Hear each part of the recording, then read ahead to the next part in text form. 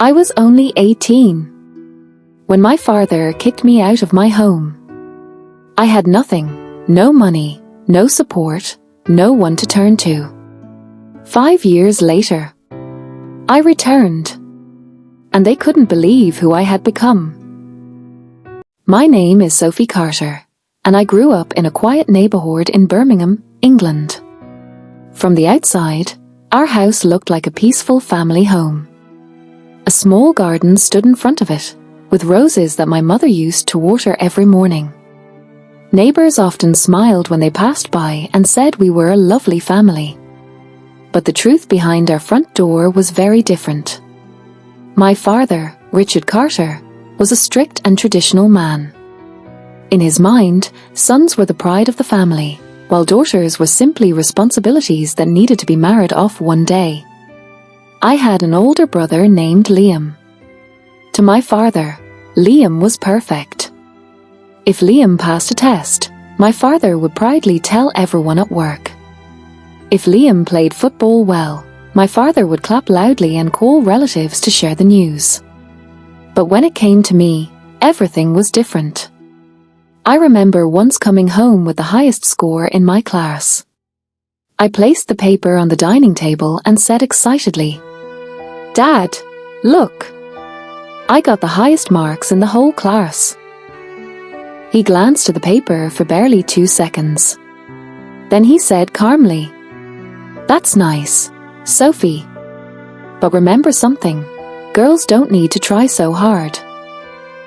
Those words hurt more than any punishment.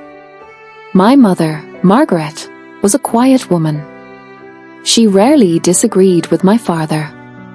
Sometimes I could see sadness in her eyes, but she never spoke against him. In our house, silence was the rule. School became my safe place. School was the only place where I felt valued. My teachers believed in me. My English teacher, Mrs. Thompson, once told me something that stayed with me forever. "Sophie, you are one of the brightest students I've ever taught. Don't let anyone convince you that you're less than you are." Her words gave me hope.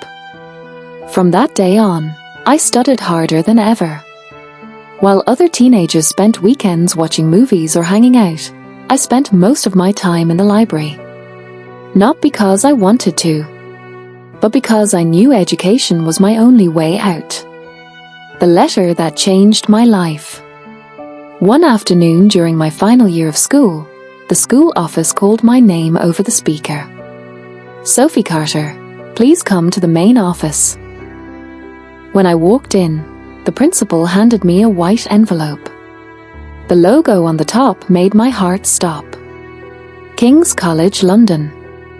My hands trembled as I opened it. Inside was a letter offering me a full scholarship. I read the words again and again to make sure I wasn't dreaming. Full tuition. Accommodation support. Everything. It meant I could move to London and study at one of the best universities in the country. Tears filled my eyes. For the first time in my life, I felt like my dreams were possible. That evening, I ran home with the letter in my hands. "Dad! Dad! Look what I got." My father took the letter and read it slowly. For a brief moment, I thought he might actually be proud of me. But then his face turned cold. He placed the letter on the table. "No." I stared at him in shock. "What do you mean? You're not going to London." "But Dad, it's a scholarship." "I don't care." His voice became harder. "You're a girl. You don't need to move to another city." My chest felt tight. "But this is my future." He looked at me and said words that broke my heart. "Your future is marriage." At that moment, I felt something inside me shatter. But deep down, a quiet voice whispered something else. "One day, I will prove them wrong." A few weeks passed after that conversation, But things at home only got worse. My father started acting strangely. He spent long hours on the phone, whispering in another room. Whenever I asked what was happening, he avoided answering. One evening he called me into the living room. My mother sat quietly beside him. His face was serious. "Sophie, sit down." Something about his tone made my heart race. I sat on the couch and waited. Then he said something that changed my life forever. "We've arranged your marriage." For a moment, I thought I had heard him wrong. "What?" "The wedding will be in 3 months." My hands started shaking. "Dad, I'm only 19. That's old enough. But I want to go to university." His eyes turned cold. "I already told you. University is unnecessary for you." I looked at my mother desperately. "Mom, please say something." But she remained silent. That silence hurt more than anything. That night I lay in bed staring at the ceiling. I felt trapped. If I stayed in that house, my future would disappear forever. Then a thought entered my mind. A dangerous thought. What if I left? The idea terrified me. But it also felt like the only way to save my life. Leaving home. 3 nights later, I packed a small bag. Some clothes. A notebook. And the scholarship letter that my father had thrown away. The house was silent as I quietly walked to the front door. Before leaving, I looked back one last time. I whispered softly, "I'm sorry."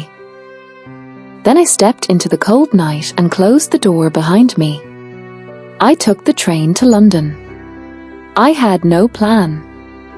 No money. No place to stay. But I had something stronger than fear. Determination.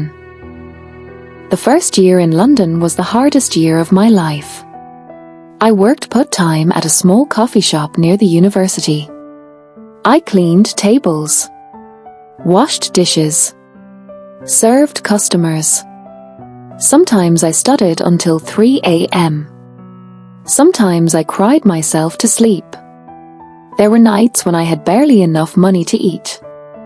But every time I felt like giving up, I remembered my father's words. "Girls don't need to try so hard." Those words became my fuel. 5 years later. 5 years passed. And everything changed.